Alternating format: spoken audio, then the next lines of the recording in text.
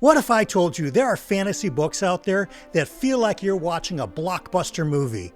Today I've got 4 books that deliver cinematic action, vivid worlds, and unforgettable characters.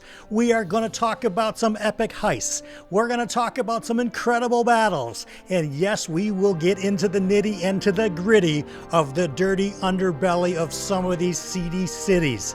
I've got lots to talk about. I want to know in the comments today, by the way, before I forget, what kind of books you feel like make for the best movies.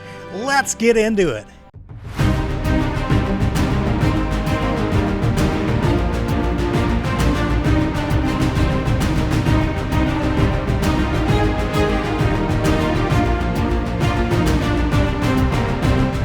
The first book we're talking about today is The Lies of Loch Lamora by Scott Lynch. Yeah, this absolutely has an epic, fantastical element to the heist theme. Now, if you want to think about something like Ocean's 11 mixed in with a world that is very different than ours, but yet has some familiarity.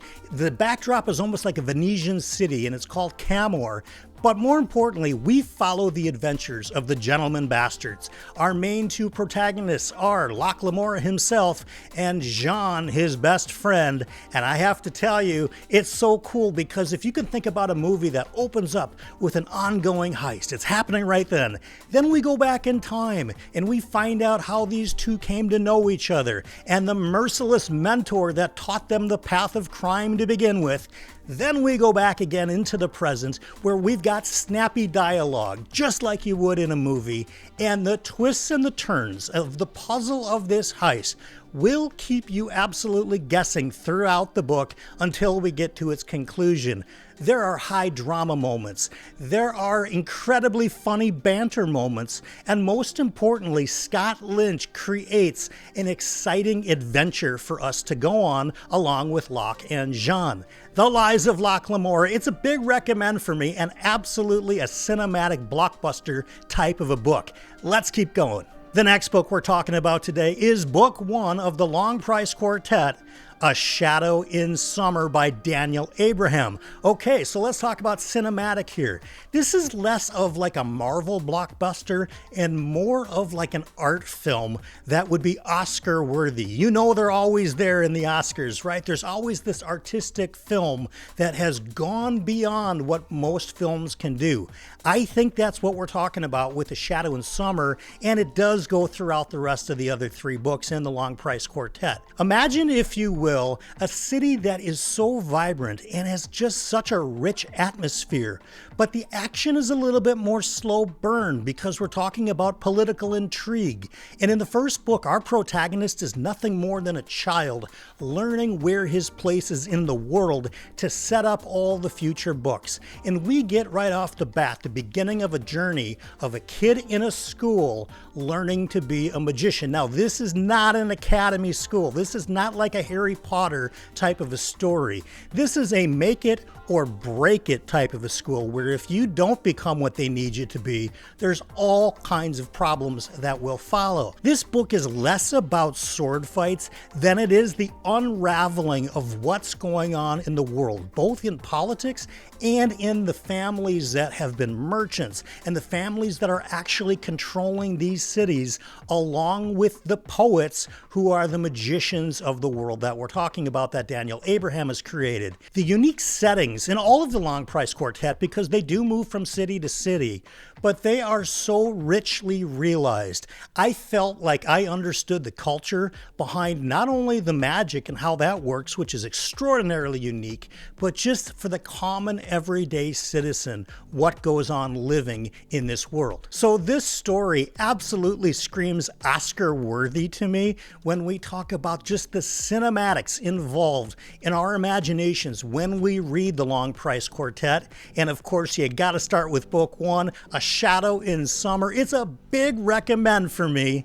Let's keep going. All right, the next book we're talking about is a book one of a trilogy, and that is Jade City by Fonda Lee. Yeah, we're talking about the Greenbone saga here, and of course, this feels incredibly cinematic. If we want to think about it in terms of movies, imagine John Wick-style martial arts action scenes combined with the Godfather's sensibility of organized crime, and we wind up with something like Jade City. Now, it is not The Godfather, and it does get some comparisons to it like I just made, but that's really more of an overarching thing because there's not a whole lot of fantasy that lives in this world of organized crime. This family crime drama, when you close your eyes after reading a couple of paragraphs, you can absolutely see the choreographed fight scenes that you would see in the best kind of kung fu movies or the aforementioned John Wick series. And the urban setting is absolutely perfect for the cinema, right? Even down to the smallest detail,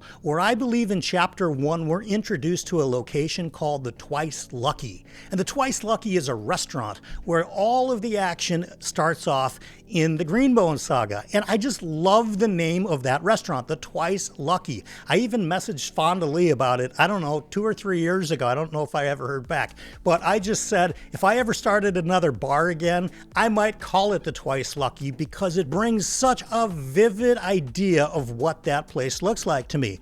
All the nooks and the crannies of the Janloon city that the events of this book take place makes so much sense to me when I'm thinking in terms of a visual movie experience.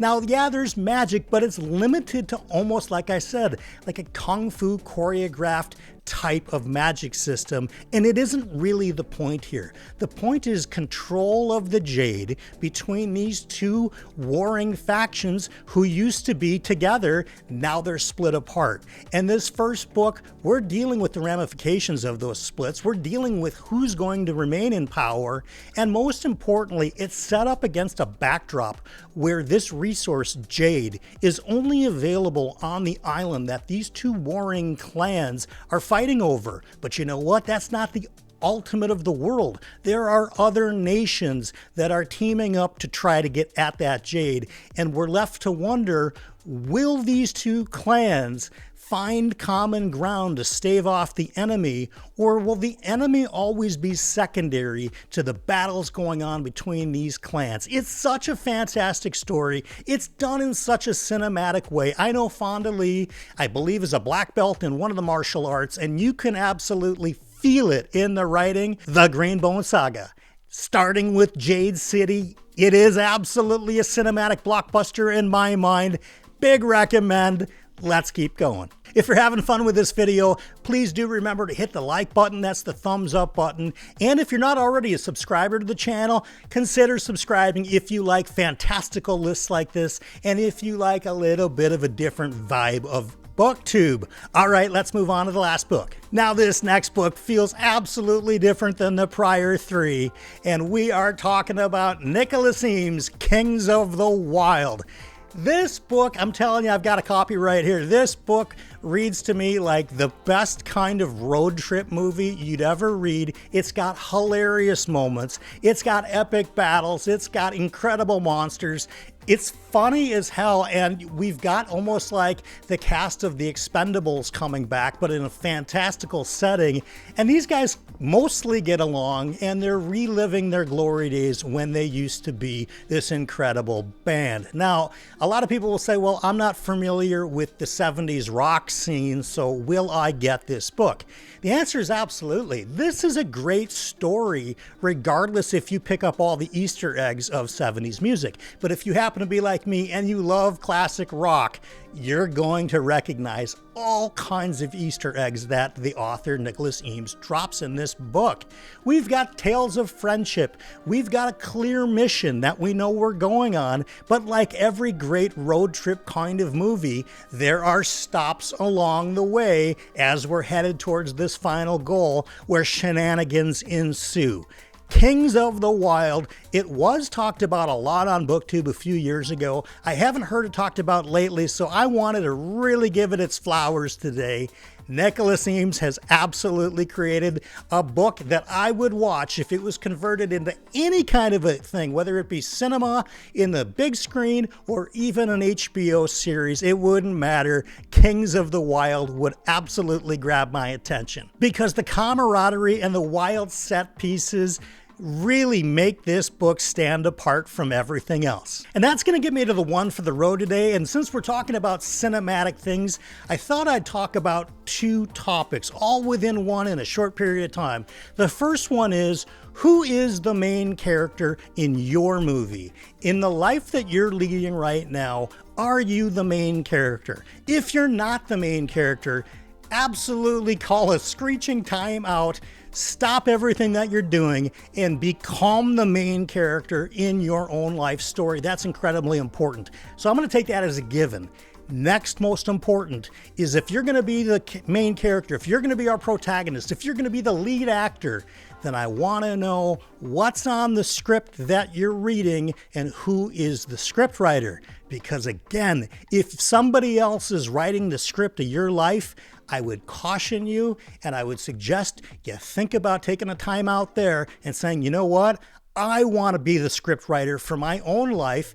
Get that red pen out. If it's not you, scribble everything out that's on the page. Maybe keep some of the things that you like, but really do a solid edit on that screenplay, so to speak. So you're the one responsible for the actions that you're going to take. You're the one responsible for the path that you want to follow. If you let somebody else write your script, hand it off to you, and you just go through the motions, I think you're acting and you might not be actually living, and that is something to absolutely bear in mind. I had so much fun thinking about these books today, but I want to know which of these 4 books, if you've not read them yet, sound most interesting to you to get started with. Also, if you've read plenty of books, and I know you probably have, that I've not talked about here in this very short list, that you feel like are cinematic blockbusters, maybe they're Oscar worthy, maybe they belong on a Netflix or an HBO miniseries, throw those down in the comments too. I'll meet you there and we can have a fun conversation about it. I will say I really like doing these more snappy videos where we talk about 4 or 5 books, and that gives us room to talk about a lot of books moving forward. Everybody stay positive today, and of course, here's your fortune.